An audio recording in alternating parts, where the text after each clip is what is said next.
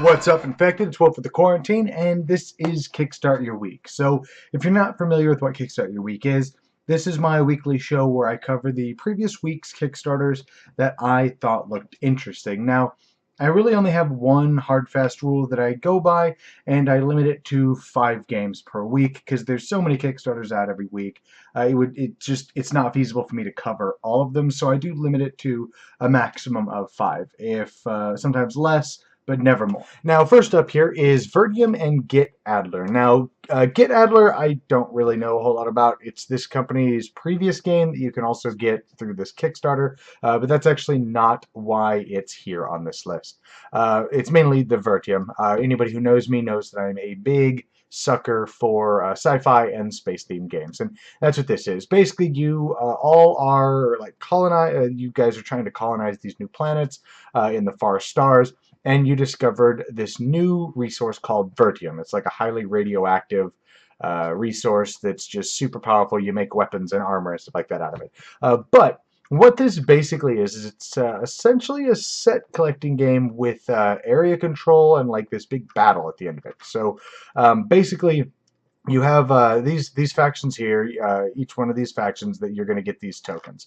And what you're going to be trying to do, let me see, yeah, right here, you have 2 cards that are out here, and you're going to be trying to create sets. So as you see here, and I keep wanting to point at the damn screen, as you see here, he takes this card in, he makes a set of 3, and because he made a set of 3, so play a set of 3 colonization cards and place a token of on a planet.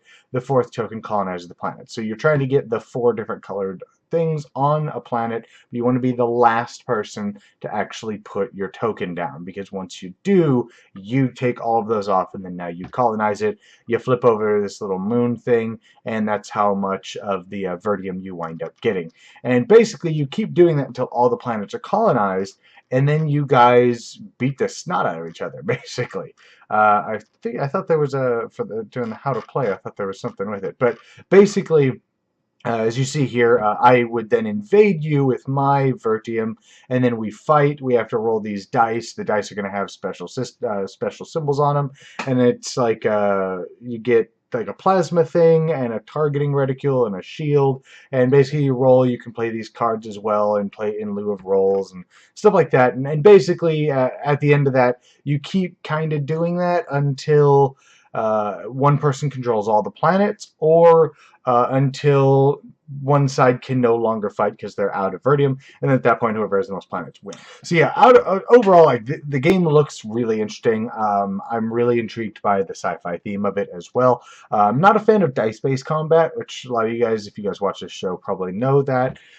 But I also forgot to mention, everybody's got these like secret objectives as well, so you may score extra victory points if you control the planet that your secret objective is on. So like you see here, this is the red planet, and he shows the red planet there, so he'd get 3 extra victory points at the end of the game. I just thought that was a really interesting idea. I like the idea of set collecting to gain control of territories. You got area control, set collecting, and then fighting with each other with that area control aspect. And then the fact that you don't want to be the first person on the planet, you don't want to be the second or third person on the planet, you want to be the last person to add to that planet, but the cards may not be in your favor, which could be a problem with the game, that I could see that you could just totally get screwed based on dice rolls, but whatever. It does look really interesting. It looks like the game is 52 Canadian dollars, so about 40 US dollars plus shipping. So, like I said, it definitely caught my eye due to the sci-fi thing. Now, next up is Soul Puzzler Turbo Edition. Now, I have a guilty pleasure. I really like match 3s. Namely, most of the ones that I play usually involve anime boobies on Steam and on my phone.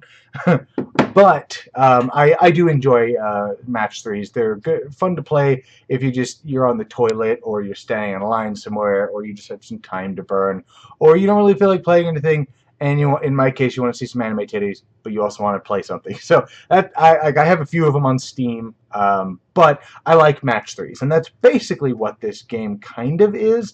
But it's more like a Connect 4 meets a match 3. So you have all these different characters that all have special abilities. And what you're going to do is on your turn, you're going to take a token, you're going to place it at the top of one of these, and think of it like Connect 4. When you place it, it's going to fall down. And if you ever match 3 in a line that's not diagonal, so up, down, left, right, so it's orthogonal, or cardinal, I guess, however you want to, but it's orthogonal directions. If you have that, they're all going to go away. You're going to score as many points. So if there was another blue here, these would all go away. You would score, blue would score 3 points, and if there was anything above it, it would fall. And that's basically it. That's what the game is. And it's basically just a head-to-head 2-player little game, and I thought that was really cool. Again, I enjoy, I have a guilty pleasure. I really like match 3s a lot of the time anyways, especially if there's anime boobies involved. This doesn't look like it has too many anime boobies involved, but you know, sometimes to make an omelet, right? But I thought that was a neat concept for a board game. It's a little bit of Connect 4 meets a match 3. And I just realized that I did not adjust the size of my camera on the recording software, so sorry if I've been blocking anything. But the last game that I'm covering tonight, so there's only 3 for this week, is Infinity's Defiance of Fate. So it says it's a 4X Lite. Now what this is, the reason this intrigued me is it uses the whole multiverse theory, basically. So you have fantasy characters, and then you have like sci-fi future characters, which ding ding ding, love sci-fi. So you have these like mechanical, like cybernetic creatures, and then you have these ones over here, which are, you know, the fantasy creatures. But it's basically a tableau building dice allocation game, a dice action selection style game. So basically, you're going to roll some dice. First, you get to lock in one die based on whatever you're on. So as you see, I don't know if you can see here on these, but you see the little symbols on the tiles. You can, whatever your pawn is on, you can just lock in that die right away. So you're always going to get that because that's the energy or whatever that area produces. Then you're going to roll the dice, and then you can re-roll them if you want, but you have to re-roll all of them. And then you're going to do actions, spend a die to do different actions. And depending on the die you spend, does different actions. You can play cards into your tableau, which is your army. You can move around the board. You can convert dice into other dice, stuff like that. But this is the part that I thought was really cool because you're going to be moving around the board. Looks like trying to control everything or kill everything. I wasn't entirely sure about that, but you're going to be moving around this board. But here's the part that really caught my eye and it made me go, that is really cool, is at the end of the game, one player is going to roll a single die. When they do, all of the tiles, so like, I don't know if you can, let me see if I can zoom it in here. Oh, what have I done? Okay, so as you see here, which probably doesn't show up very well, but as you see here, if I were to roll a green, all of these green tiles that are here, they're going to flip over and the other side of the tiles are different. So the board is going to kind of morph and change as you play because it's basically 2 different realms or timelines or multiverses or whatever you want to call them. They're basically on top of each other and they're phasing in and out of each other, and I thought that was so cool. But then the game also has like a narrative way to play where you play through like this narrative branching campaign that I'm assuming, depending on the actions you do and stuff, changes the outcome. You could play it solo to go through the face challenging solo quests for each leader, or you can play, which probably is the standard mode of play, is just the skirmish where it's you versus everybody else, try to have the most points kind of thing.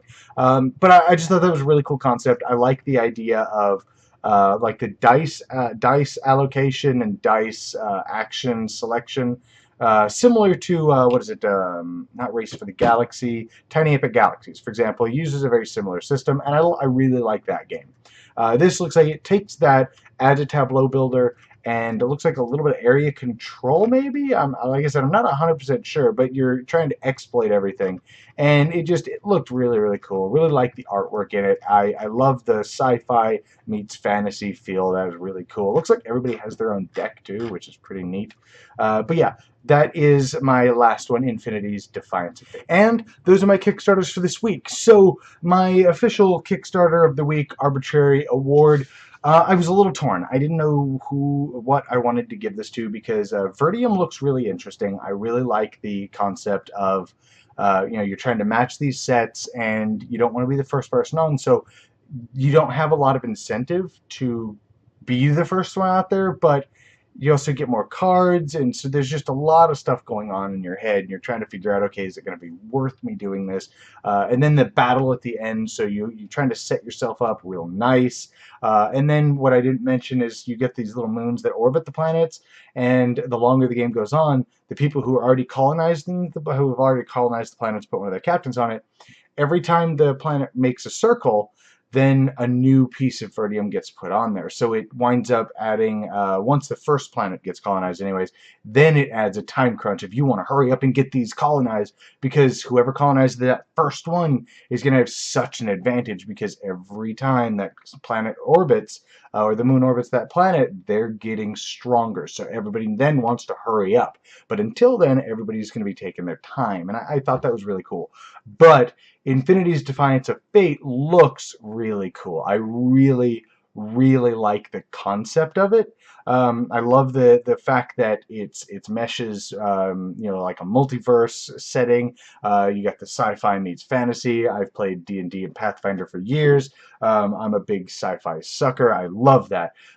But I think I am going to go ahead and give my Arbitrary Kickstarter of the Week award to Fer Diem, purely because I really like that mechanic, that everything just get balls to the wall, dials to 11 as soon as somebody first colonizes that. So because of that, now you have a couple other things you got to think about. So does everybody go real slow, or does everybody just balls to the wall, start getting things out there, so that way when somebody does colonize one, then everybody else gets to follow shortly thereafter, and then you have your big fight? Or does everybody just kind of peter around and like, I can't do anything, and try to slowly get to the point where they can actually do things and they can benefit from it, but then just to get screwed over by somebody else that does blow up, and then now they've colonized, and it seems so cool, and I really like that concept. But then on top of that, some of the cards that you can play also do all kinds of other things, like steals other people's Vertium,